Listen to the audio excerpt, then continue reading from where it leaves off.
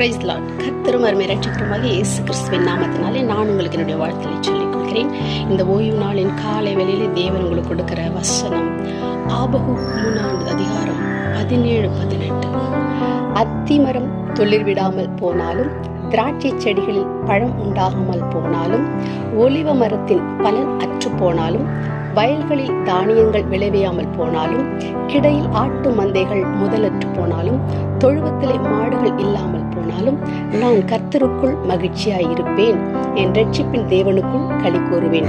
ஆண்டவராகிய கர்த்தர் என் பலன், அவர் என் கால்களை மான் கால்களைப் போலாக்கி உயரமான ஸ்தலங்களில் என்னை நடக்க பண்ணுவார். ஆமேன். இந்த வார்த்தைகள் இந்த ஞாயிற்றுக்கிழமையின் காலை வேளையில் உங்களுக்கு தீர்க்க தரிசனமாக வருகிறது. முன்னாடி வசனம் படிச்சீங்கன்னா 3:16 படிச்சீங்கன்னா, எதிரிங்க என்னை இவ்வளவா கஷ்டப்படுத்துறாங்க, ஆனாலும் அவங்க என்னை கஷ்டப்படுத்த வரும்போது நான் இளைப்பாறுதலுக்குள்ள போவேன். எப்படி போவேன்னா, என்னோட அத்தி மரத்துல பழம் இல்லாமல் போனாலும், இப்ப நான் வாசிச்ச ஒவ்வொன்றுமே காஸ்ட்லி திங்ஸ். அத்தி மரம் ரொம்ப காஸ்ட்லி, அத்தியால நல்ல பலன் வரப்போகுது. ஏன்னா அந்த அத்தி வச்சிருக்கிறவங்க அதனால நல்ல ப்ராஃபிட் இருக்கும்.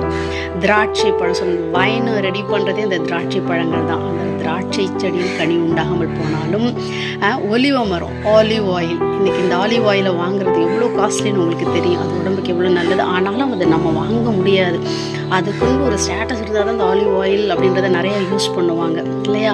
அந்த ஆலிவ் ஆயில். அடுத்தது என்னன்னா, ஆட்டு மந்தைகள் முதலற்று போனாலும், உங்களுக்கு தெரியும் ஒரு ஆடு வச்சிருக்கிறவன் மாடு வச்சிருக்கிறவங்களாம் எவ்வளோ பெரிய பணக்காரங்கன்னு.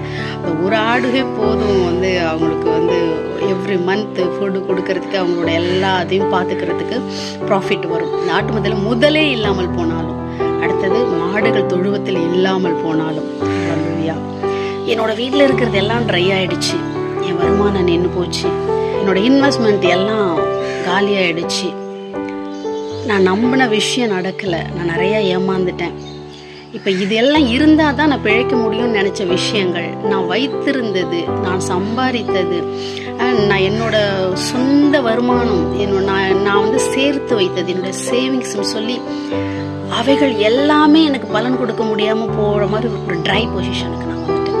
அந்த ஒரு ஸ்டேட்டஸ் மாறிடுச்சு எனக்கு. அப்படிங்கும்போது நிச்சயமாக அது என்னன்னா நஷ்டம் தான் இல்லைங்களா? ஒரு நஷ்டத்துக்குள்ளே போயிட்டுருக்கோம். ஒரு பாலைவனமான ஒரு ட்ரையான ஒரு விஷயத்தில் நம்ம போயிட்டுருக்கோம். ஆனால் அவங்க சொல்கிறாரு, அதெல்லாம் இல்லாமல் போனாலும் நான் கர்த்தருக்குள் களி கூறுவேன். ஹல்லேலூயா. தேவனுக்குள் சந்தோஷமாக இருப்பாராம். இதெல்லாம் இல்லாமல் நிச்சயமாக நமக்கு லாஸ் வந்துருச்சு, நம்ம இதையா இழந்துட்டோம், நமக்கு பிரச்சனை வந்துருச்சுன்னா நம்ம எப்படிங்க சந்தோஷமாக இருப்போம்? யோசிச்சு பாருங்க. ஆனால் அவர் எப்படி சொல்கிறாரு, இதெல்லாம் இல்லாமல் போனாலும் நான் தேவனுக்குள் களி கூறுவேன். அடுத்த வசனம் சொல்லுது, அவர் என் கால்களை மான் கால்களை போலாக்கி என்னை உயர் ஸ்தலங்களில் நடக்க பண்ணுகிறார்.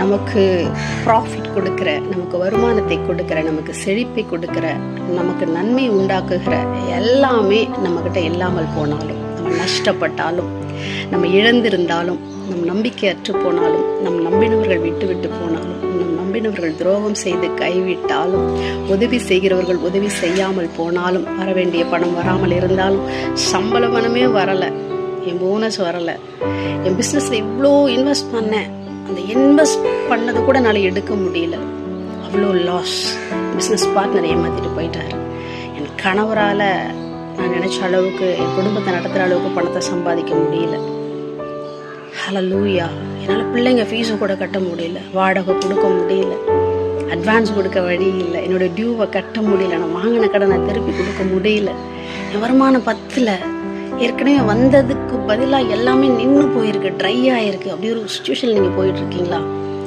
இந்த வசனங்களை மறுபடியும் ஒரு முறை படித்து பாருங்கள். ஏன் தெரியுமா? இவை என்ன நடந்தாலும் கர்த்தருக்குள் மகிழ்ச்சியாக இருக்கும்னு ஏன் தெரியுமா அந்த ஆபகுக்கு சொல்லியிருக்கிறாரு. அதற்கப்புறம் வர்ற வசனங்களை, அவர் என் கால்களை மான் கால்களை போலாக்கி என்னை உயர் ஸ்தலங்களில் நடக்க பண்ணுகிறார் என்று சொல்லி, ஹல்லேலூயா. இது எல்லாமே இல்லைன்னா கூட கர்த்தரால் உங்களை உயர்த்த முடியும், உங்களை ஓட வைக்க முடியும். இதெல்லாம் தான் உங்கள் நம்பிக்கை நினைக்காதீங்க. உங்கள் நம்பிக்கையை கர்த்தர் பேரில் வைத்து சந்தோஷமாக இருங்க. இது எல்லாமே என்னை விட்டுட்டு போனாலும், இது எல்லாம் அற்று போனாலும், என் நம்பிக்கையை அற்று ஆடி போயிட்டாலும், இந்த மலைகளும் பருவதங்களும் என்னை விட்டு விலகி போனாலும், நான் நிற்கிற பூமியை அசைஞ்சாலும், நான் கர்த்தருக்குள் மகிழ்ச்சியாக இருப்பேன். ஏனென்றால் அவர் என்னை உயர் ஸ்தலங்களில் நிறுத்த வல்லவராக இருக்கிறார் என்ற வசனத்தை நம்பி இந்த காலை வேளையிலே இந்த ஓய்வு நாளை சந்தோஷமாக ஆண்டவருக்கு ஆராதனையோடு கொண்டாடுங்கள்.